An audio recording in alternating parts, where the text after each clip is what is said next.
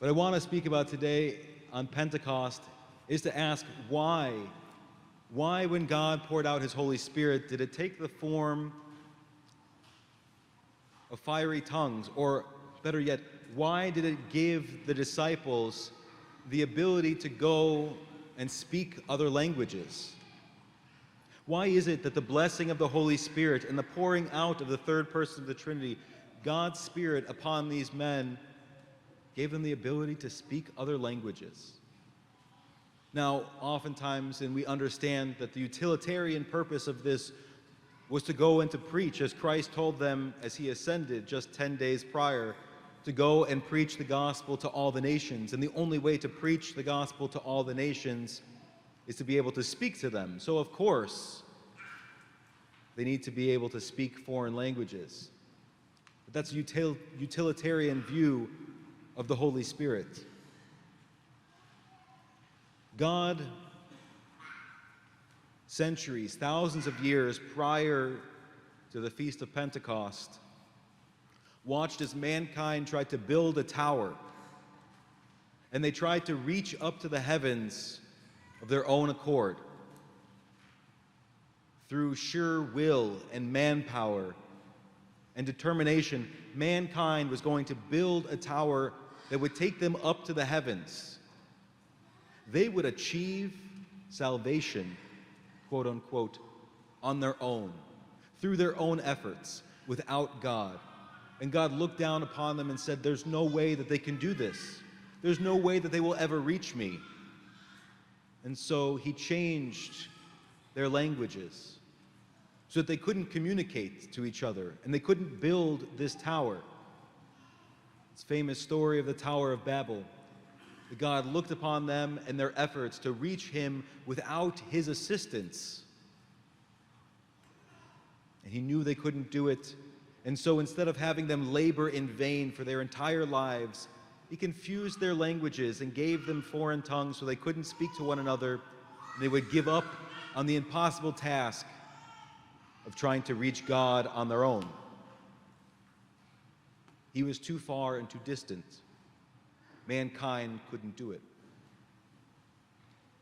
And yet, just 10 days ago, we celebrated the Son of God, Jesus Christ, the Son of the Theotokos, fully God and fully man, arising and ascending to his Father and sitting at his right hand.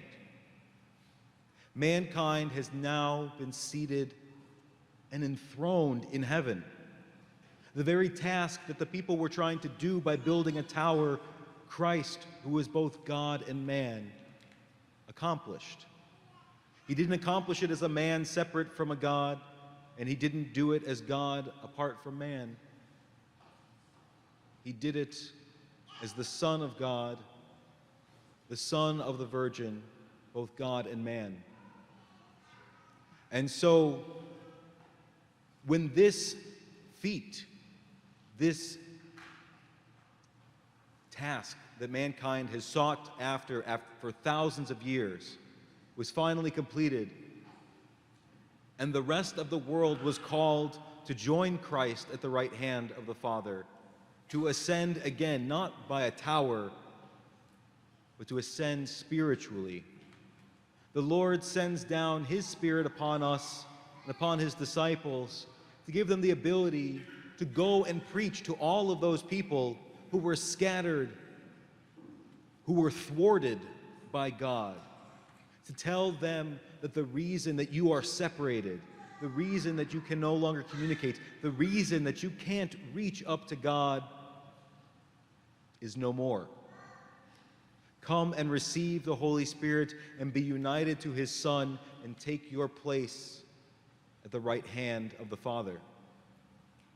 And so when God sends down his Holy Spirit upon his disciples, it's not just utilitarian, but it's to undo the Tower of Babel. And we hear that in the hymns throughout today. So not only do we celebrate the beginning of missionary work in the church and the tools used by the missionaries in the church to spread the gospel to all nations and all people who speak all tongues, But we understand that the reason that we can finally do that is because God has sent his Spirit to raise us up and join his Son at his right hand in glory. Amen.